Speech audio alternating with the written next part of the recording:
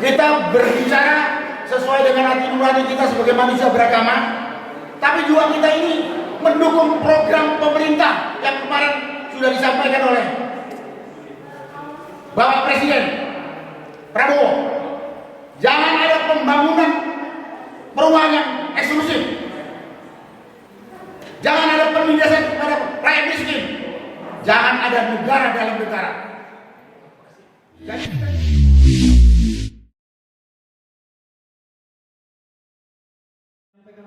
Silakan saja, feel free. Silakan kita sambut Maijen Sunarko.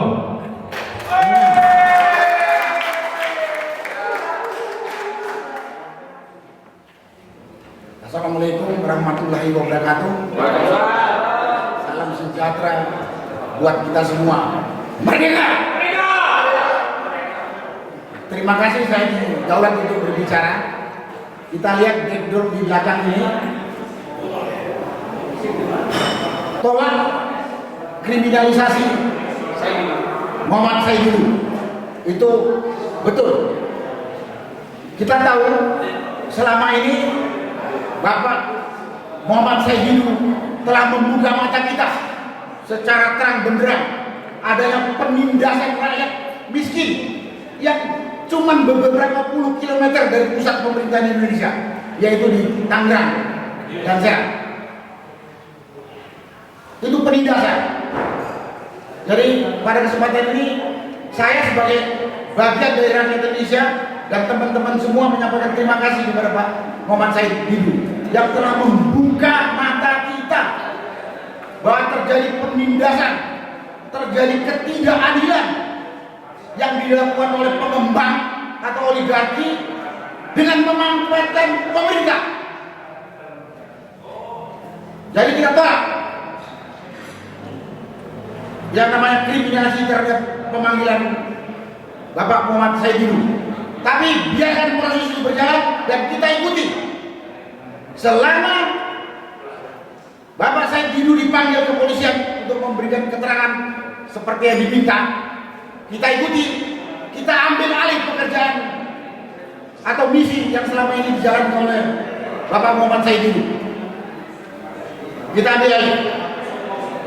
Dan kita sudah dengar, kita sudah tahu bahwa isu ini sudah berkembang dari tadi cuma ada di sekitar Jakarta, sudah menjadi isu publik dari Sabang sampai Merauke.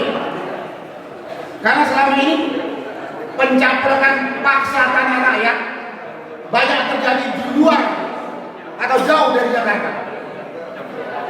Kita tahu dulu ada kasus Pulau Komodo, rakyatnya digusur ke pantai, katanya untuk daerah turis, di Rempang. Sekarang juga di Kalimantan ada tanah raya yang dicaplok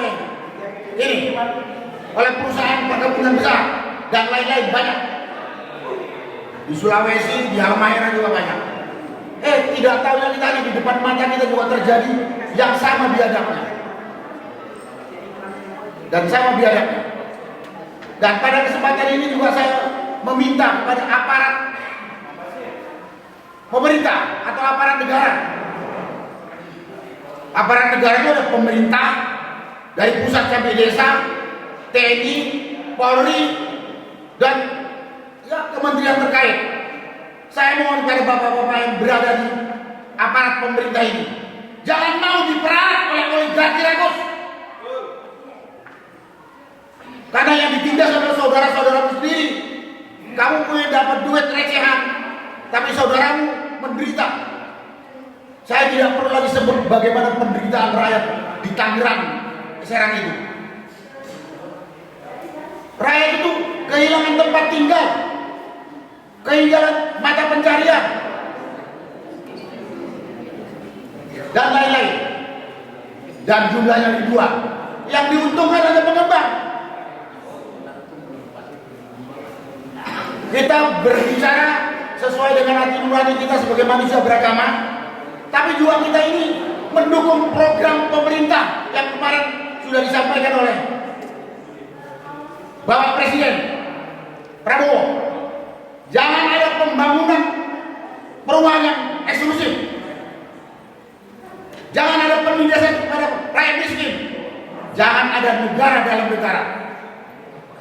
Jadi kita ini juga sedang di samping menjalankan hati nurani dan masalah kemanusiaan, juga kita sesuai dengan program yang disampaikan oleh pemerintah. Makasih. Karena itulah kepada saudara-saudara, teman-teman semua, kita mari awasi prosesnya Bapak Said Didu di kepolisian dan kita ambil alih.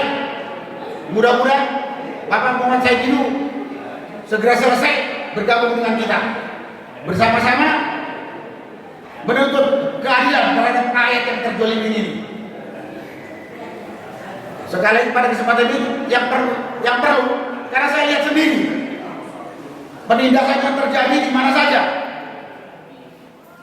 baik di luar Jawa ini maupun di Tangerang itu. Oligarki ini memanfaatkan aparat negara, baik pemerintah daerah, kepolisian terutama, ya TNI, ya unit-unit kementerian terkait. Pada kesempatan ini saya berharap, saya mohon, saya ingatkan, janganlah para aparat negara ini mau diperalat, mau dibayar oleh oligark atau pengembang rakus ini untuk menindas rakyat.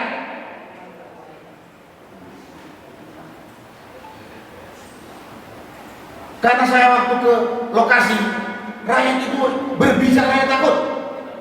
Karena habis berbicara kepada saya Didu, besok dipanggil ke kepolisian. Bahkan ada yang ditahan. Sama juga dengan saya Didu ini. Bicara fakta untuk menyampaikan koreksi demi perbaikan kehidupan rakyat, berbangsa dan bernegara. Ada yang mengkriminalisasi, melaporkan. Yang lebih parah lagi tuh, Pak. Kepala desa setempat yang rakyatnya sudah dijolimi melaporkan bahwa saya Didu dianggap mengganggu.